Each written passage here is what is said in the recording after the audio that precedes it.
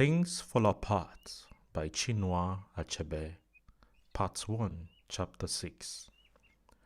The whole village turned out on the low, men, women, and children. They stood round in a huge circle, leaving the center of the playground free. The elders and grandees of the village sat on their own stools brought there by their young sons or slaves. Okonkwo was among them.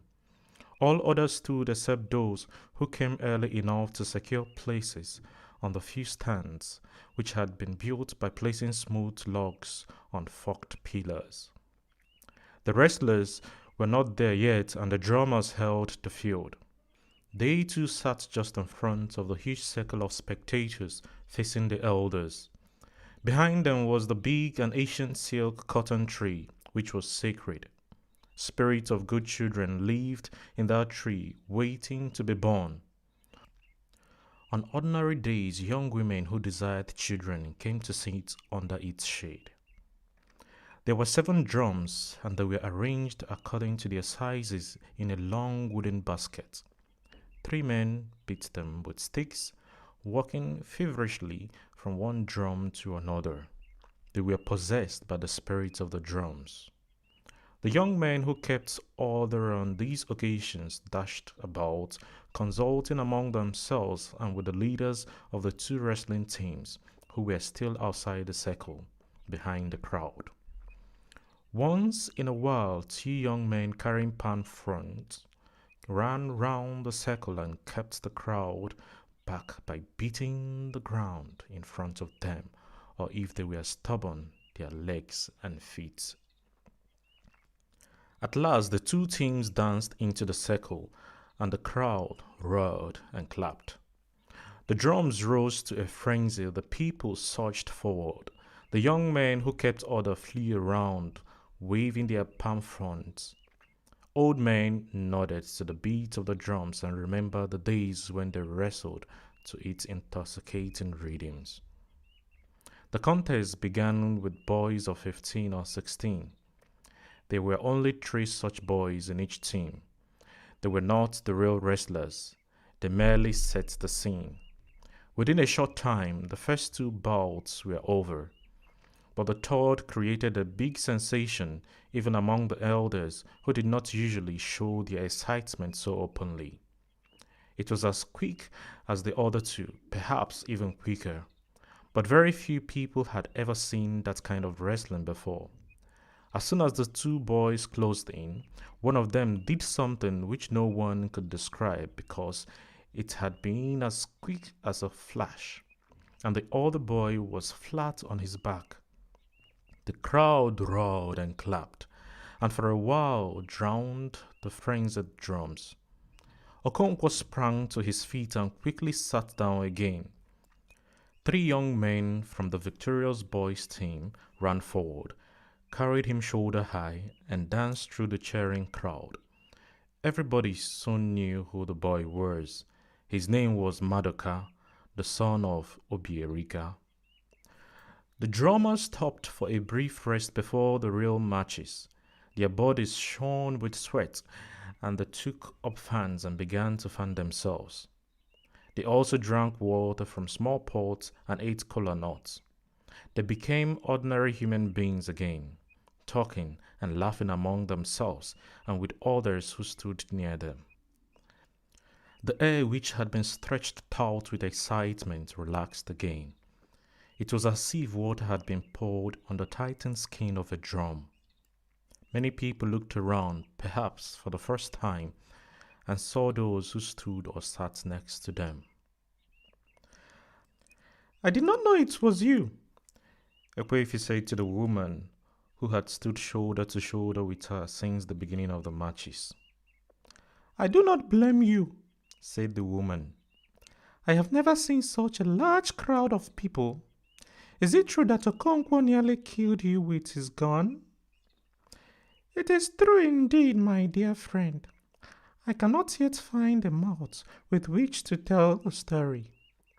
Your chi is very much awake, my friend. And how is my daughter Ezima?" "She has been well for some time now. Perhaps she has come to stay."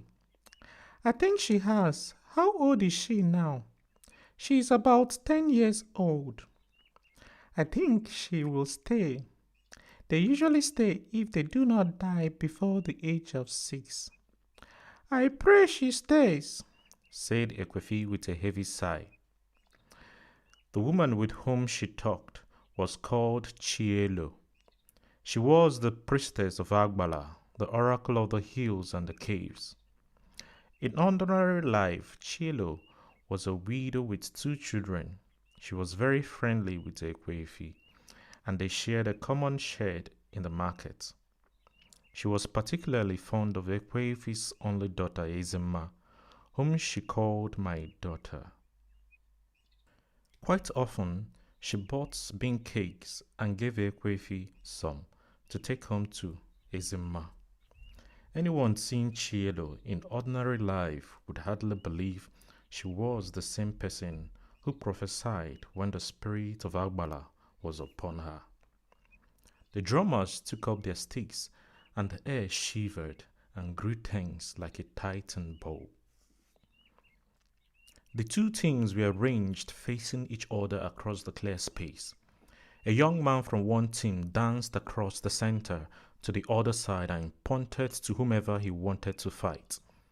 They danced back to the center together and then closed in. There were 12 men on each side, and the challenge went from one side to the other. 2 judges walked around the wrestlers, and when they thought they were equally matched, stopped them. 5 matches ended in this way, but the really exciting moments were when a man was thrown. The huge voice of the crowd then rose to the sky, and in every direction it was even heard in the surrounding villages. The last match was between the leaders of the teams. They were among the best wrestlers in all the 9 villages. The crowd wondered who would throw the other this year. Some said Okafor was the better man. Others said he was not the equal to Ikezue.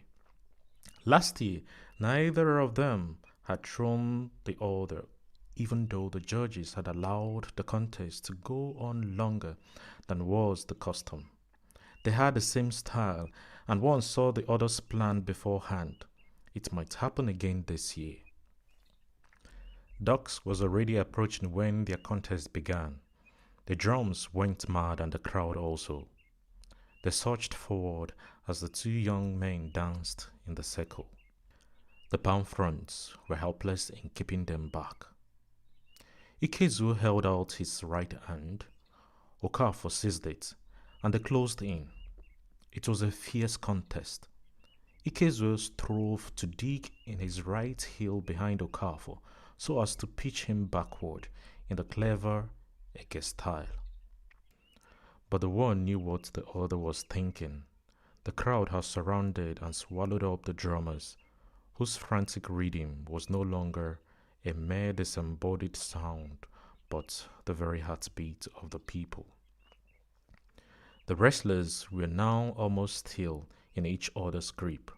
The muscles on their arms and their thighs and on their backs stood out and twitched. It looked like an equal match.